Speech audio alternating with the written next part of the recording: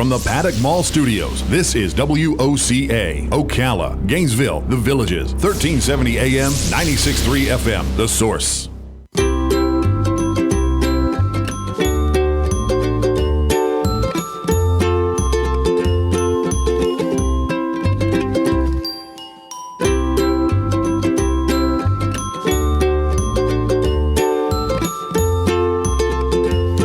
Jim George is in the studio. If you have a question about your TV, your cable, your reception, your antenna, your cell phone, your computer, your laptop, your electronic fence, your letter from the IRS. Yeah, well. Give Jim a call. His number right now is 863-473-4370. 863-473-4370. The number that is the temporary until... Right, the temporary number, yes. Back and running, and I know that you're at the heart of that. Yep. You are Mr. Salvation. So thank you for not retiring yet. Just stay on board just a little while longer. Right. As soon as they release your numbers back to the general population, we will grab them. Yeah. We're already first in line. So when the only experience I have with phone companies is as a resident, you don't realize all the intricacies for a business, and that's the big difference, isn't it? Well, they tried years ago to put a stop to that business where people would call you, and then before you know it, you had a bill on your phone, if you were in business, where they took the number away from CenturyLink or took it away from Southern Bell, and they put it in their own name, and then they were billing you, and they said, well, I spoke to the person on the phone, and they allowed it. So now there's a sheet that has to be filled out, which Joe did and Dan did to fill out, and then it has to go to general counsel, you might say. It goes to a person that looks it up and says, okay, the person requesting the numbers to be changed is the old owner. Okay, the person receiving the numbers are in the, and it takes like 10 to 14 days to do it. Wow. Well, so they don't just release the number. Like if you say, hey, I like CenturyLink to be my phone company. Right. It's going to take 10 to 14 days before, because they have to prove all the ins and nuances of it. So I'm so glad waiting. You know about it, though, because we didn't know how to do it. No. Waiting. I mean, what do we know about phones? Hello? That's all I know. That's all I know. Hello? It's my whole experience with phones. Yeah. And of course, you have IP phones, which is the latest and greatest phones, but the model number you had, it was non-supported by the big boys. In other words, you can get software on the open market called Astra, and Astra will give you some of the features like call forwarding, call waiting, caller ID, but it's a license. It's an unlicensed software, like public domain software, and the gentleman who had it in his computer, that computer is no longer available to you. So the numbers are in that computer, all the software to make it work are in that computer, and that's why your phones didn't work. Now when we put it into the public domain, it will work anywhere in the world. Done. Good. Oh, my So glad. And that's any day now. We're almost there. Yeah. Yeah? Not sure? Oh, yeah. No, you're right there. Almost there. Okay. You're at the door. And you have a phone call. All right. Good morning. You're on the air with Jim.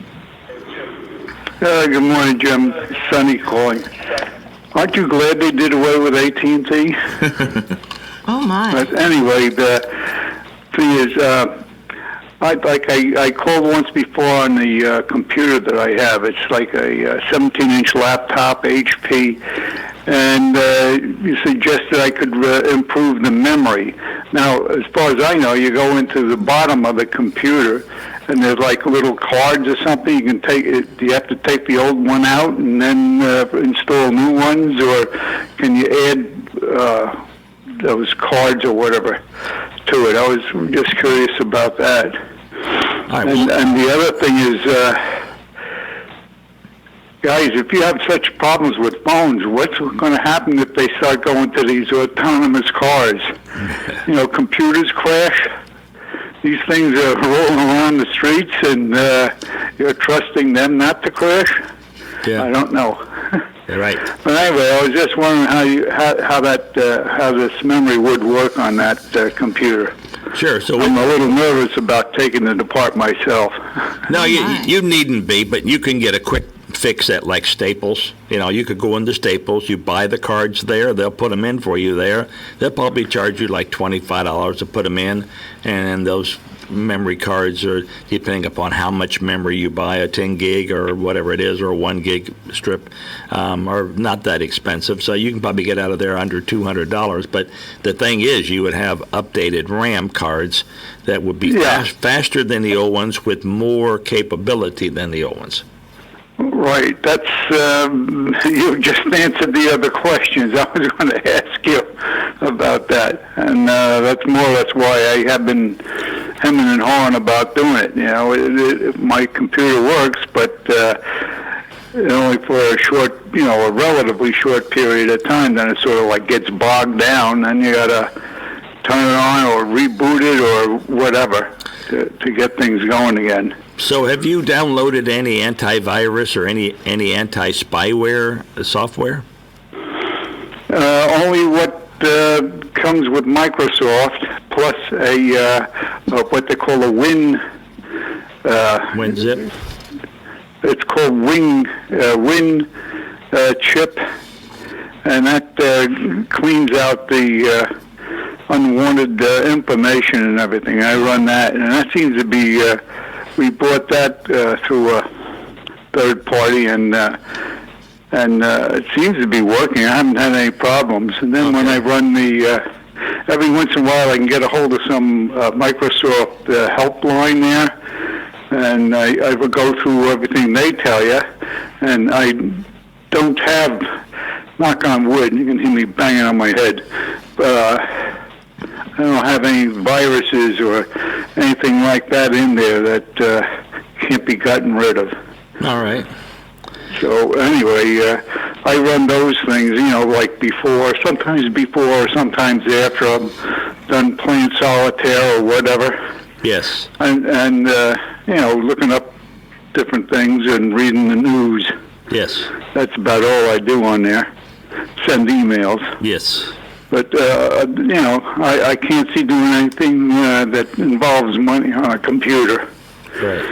I like having a paper receipt and all that sort of thing, so... Yes. Anyway, that's all right. What I'm planning to do, and thank you for that other information. It just voluntarily came out where I didn't have to ask. All right, thanks a lot, everybody, and thank you, WOCA, for having... Mr. George on the air, and have a great weekend, everybody. Thank you, son. Thank you. So you know why I wasn't here last week, right? I do. Okay, and not to bring a sad thing up, but it's part of this question, actually. My brother died. Yes. He was in a car accident, and the truck he was in flipped. Okay. So I just want to tell you that because we were looking for his phone. So we went to the spot where the truck flipped, and we found his phone. Now, it charged up. Now, so this is the part where I have a question. Okay. Yeah. So it charged up, but we didn't know how to get into it because it's locked unless you know the code. Yes. So we kept trying the code, and every time I got it wrong, it told me I had to wait another half minute, and then a minute, and then 5 minutes. And I'm thinking, oh my gosh, we had a story where this little baby was messing with somebody's some kind of a device, and they were locked out for 700 years or something. A tablet, one of those tablets. Yeah. Work. All right. Well, fortunately, he has a 1937 car in his garage, like he was rebuilding an old car. Somebody thought, put 1937 in there, and you would not believe it worked. Yeah, that was the code. Okay. But what would we do if we didn't have that code? Right. We needed the phone numbers of the people he knew so we could tell them and maybe get some information about his banking and all that stuff. Yes. So how would you get into a phone is there a way to do that? There is a way, but it's not public domain way. In other words, you did the right thing by guessing, but like you said, every time you misguessed, it would make you wait because the fear that you were a hacker trying to get in. Right. But remember when Apple refused the FBI to get into right. but the FBI was able to get in. But that kind of software is very expensive, but as a relative, you could request, let's say it was Verizon, we could request from Verizon the last 30 days phone numbers he called. Oh. And then they would give you the last 30 days of numbers he called. That wouldn't do any good for the list of all the people he knew in there and had his complete, but it would give you the last. And then you could call one at a time, and one could be, Sears where you owed a bill or whatever. But as you went down the list, you would find people say, "Oh, I have to call so and so and tell him also," and so and so. But other than that, you'd have to get a legal an attorney to request that it be unlocked. It was unbelievable, Jim. The phone was really destroyed. It looked destroyed, but it still worked. We couldn't believe it that it was even charging up. Yeah. I mean, it had been out in the sun for a day or two, whatever, in the desert sun. I mean, just and it was all cracked, and it was horrible. But since the phones are IP, that I've learned that from you, and then you've got this, the hackers that come in and they hack your computer. Can they hack the phone system too? Very easy. So how do we? And they can ghost the number. So, they want to sell you this little aluminum sheath, a little graphite thing that you put your cell phone in, or you put your credit card in, because people can come behind you, and within a proximity, all the information on your phone will go over to their phone. So if you do any banking or anything, it's now on their phone. Oh. And so they spoof it, they copy it, and the same way with your credit card. I mean, I've been to conventions before where they'll say, a guy will put up on a large screen overhead, and he'll stream to it, and he'll say, "All right, so if there's Joe Brown in the audience, I have your credit card information." Oh, here. really? Wow. Oh my gosh. To show how easy it was just walking past the guy. Wow. And then they'll do the same thing with the phone. They'll say, if Bob is here from so-and-so, you need to call your wife. I called her and it didn't work, something like that. Some kind of joke or something, to show that he spoofed the guy's total phone. So when they want you to use your phone to unlock your car, unlock your front door of your house, right? Get into your camera system at your home so you can see it. Right. That's all out there. And do automatic pay like at a restaurant or something where you swipe your phone? Yeah, I am not using my phone for anything except hello. Yeah. That's it. And I even tell people, try not to even text me if you can help it, because there's a lot of scams now, even in the texting. And so I definitely do nothing online with my phone. Now, you could say that's a little paranoia, because you could look up the address of a restaurant or the telephone. You could do all that. But, instead, I just, drive by the restaurant. It may be old hat, but the idea is You're over here doing it. Everyone I know in my family and outside my family, like every year, has to change something because their phone has been corrupted. Oh. So at Robin's church, believe it or not, I went to church with Robin. Her pastor said to everybody, "I want you to think of the pros and cons of the smartphone." And so what you just said, like being able to unlock your door, that's a pro, but it's also a con. It's kind of like both. Yeah. Right? Yep. Exactly. So and then if a person has spoofed your phone, they have everything that you have on that phone. So if you do online banking, like Robin said, or if you do auto bill pay or whatever it is, all that information's at their fingertips. Wow. Oh my. And then me, being forgetful sometimes, I actually send myself emails that my password to, let's say, Sears is so-and-so. That's to remind me that when I go to... I don't blame you. I do that too. I send myself my passwords. I can't remember. So now the person that has your cell phone has your password? Yeah, you're right. You're right. Everything you ever did in your life, Yeah. And if you try to protect yourself, you'd be carrying around one of those I Spy suitcases with your cell phone in it, so no one can spoof it. Passwords just drive me nuts, because I only have like 3 or 4, and each one of those 3 or 4 has like 4 or 5 variations. You're right. And it's like, oh my gosh, I don't remember, and then they lock me out. Then you got to call them up. Yep. I don't know too many people that wear a tan well, but you do, Jim. And I'm that not and that must mean that you're out there like digging ditches and all of that. Daily. I was in Swanee River yesterday. So why would you ever want to retire? Beautiful downtown You don't like Swanee. digging ditches? It gets tiresome after a while. What were you doing in Swanee River? Swanee has a small cable system. The total population of Swanee is about 500 homes. That's as big as it'll ever get. And the neat part is the cable guy, as he wanted to have me look at something, said, "We're going to go by Bob's house," and his wife's in the back. "Oh, Bob so and so." I mean, they know everybody by first name. What a nice little small town village. What neat. All right, I might That's have wonderful. missed a call. I wasn't paying attention, but I do have one now. I think if you were trying to call in and I wasn't answering, that's my fault. I apologize. You can call after this call. Good morning. You're on there with Jim. Good morning, this is Sonny again. Jim, you just went over every reason why I don't want to be bothered with anything other than my flip phone. All it does is, well, yeah, the big bonus I have there is if it takes pictures, pretty good pictures, Yeah. but I just reaffirm my beliefs. If you're not smart enough to handle that stuff, stay away from it because it can bite you. Great. Thanks again, and have a great weekend. All right, Bye. thank you. Thank you. Well, that brings up something else. I printed some pictures last night. I sent them to Walgreens of my new grandson for my mom, and they were just 4x6s. They weren't big. Right. But TJ messaged them to me, and then I sent them right to Walgreens. But they weren't really good quality, and I thought maybe the quality shouldn't be lost between one email to another. But maybe No. If it was sent as an attachment and all you're doing is forwarding an attachment, then the quality at which the picture was taken should be the quality at which the picture is received at Walgreens. Now, if it was different than that, in other words, if they took a picture and scanned the picture and you put it in your printer and scan it, then you have a lesser quality. It's less dots per square inch, you might say, even though it's pixels now. It's the old printers, you get 300 dots per inch or 600 dots Yeah. per inch.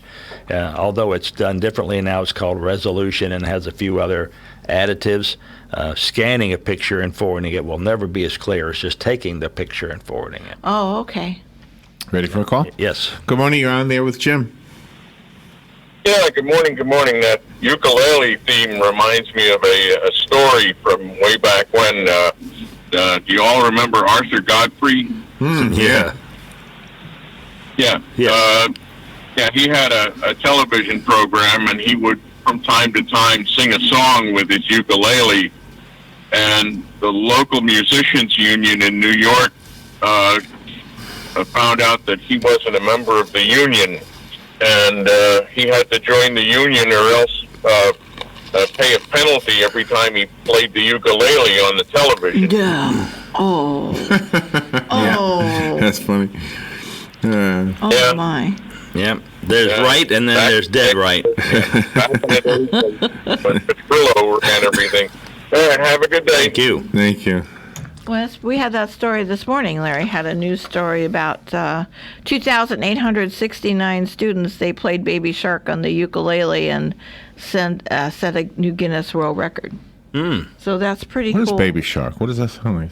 I don't know. I You know, don't Jim? I do not know. I'm going to have to get a ukulele. When it comes 'cause to it music, seems I am fun. not that attuned. Not that it's Yeah. What do you think about all the? We were in Verizon the other day, and we saw a cell phone, and I forget the name of it, but you look at it, and it's all three-dimensional. Hydro something. hydrogen. The hydrogen phone, and then it would show you the pictures and your screen on there, and you had to look at it a certain way because it was all three-dimensional. Is that gonna like catch on, or do you think I that's don't going think so. out? It was like the curved edge TVs they had, remember, and the ones that folded around you, the curved TVs that fold around. I have trouble looking at the screen straight on.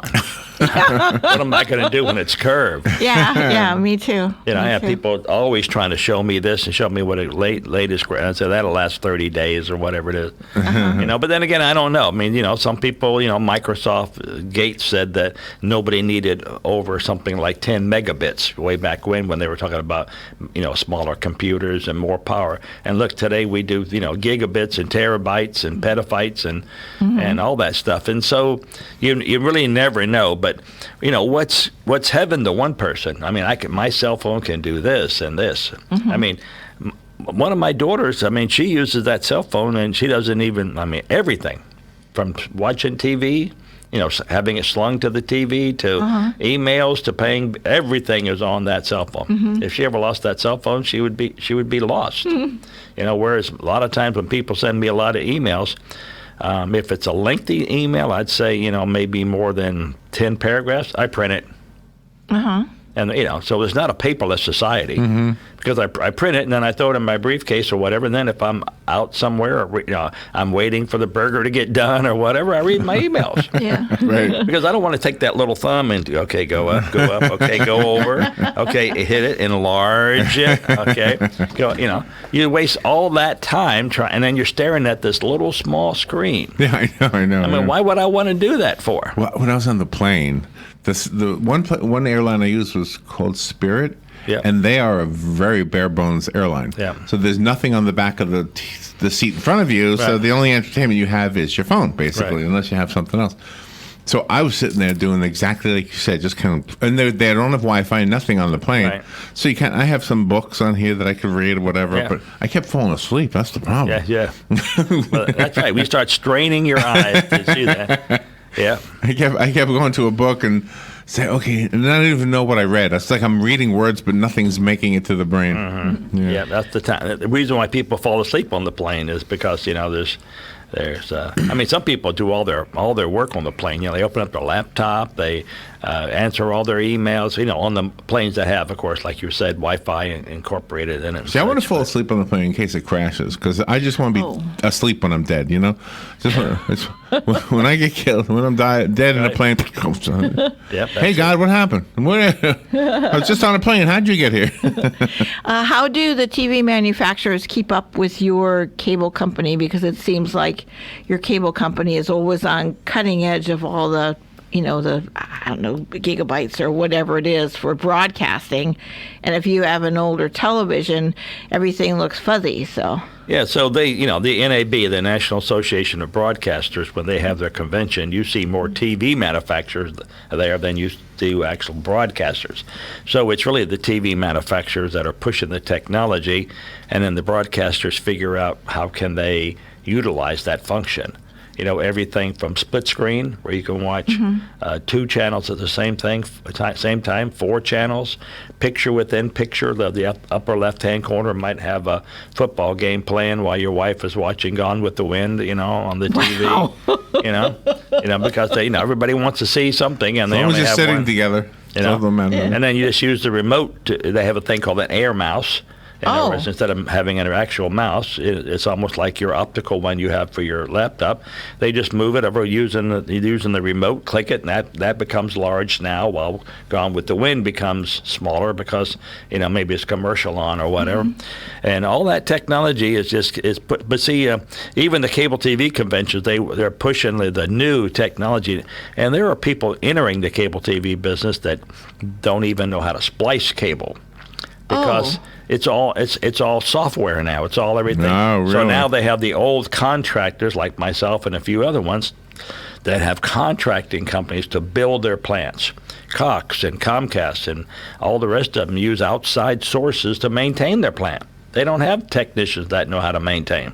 Oh my gosh! That's all gone by the way of the dodo bird. Now they have, people they hire that to do back marketing and analysis and cash flow and all that kind of stuff and fleet management of their vehicles and GPS on their vehicles so they know where the guy parked at and everything. So. Oh well, that puts you in a good position then. It does, but that's a dying breed also. So that's why everything's going to fiber. So you have less of this and less of that to try and maintain.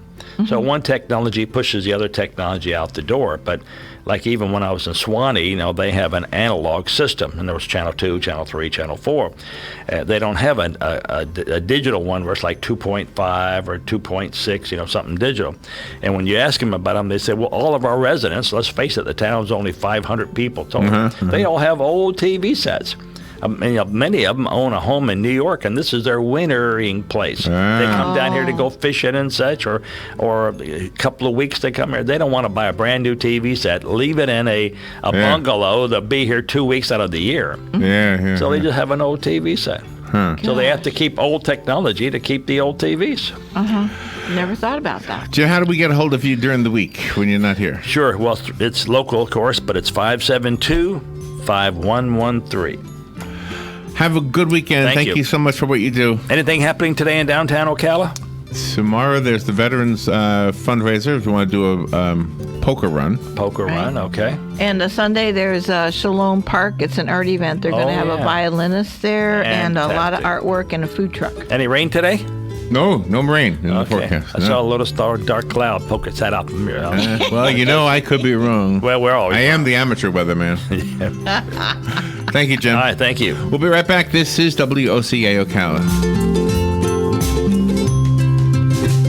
Broadcasting from the Paddock Mall Studios, this is WOCA, Ocala, Gainesville, The Villages, 1370 AM, 96.3 FM, The Source. Pleasant day coming up for today and again tomorrow. Lots of sunshine on this Friday with a high of 84 at the coast, 89 inland. A moonlit sky Friday night, low 63 in the coolest inland spots, about 71 along the coast. Sunshine mixing with clouds Saturday, another nice day, the high 83 at the coast, but about 90 inland. For Sunday times, the sun and clouds, just a chance of a shower or thunderstorm, mainly during the afternoon hours over the interior, the high 84 at the coast, 88 inland. From the Florida Weather Center, I'm meteorologist Joe Lundberg. Here is your 1-minute news brief. SpaceX scrubbed last night's attempt to launch a Falcon 9 rocket and will try to launch again next week. A Texas Roadhouse restaurant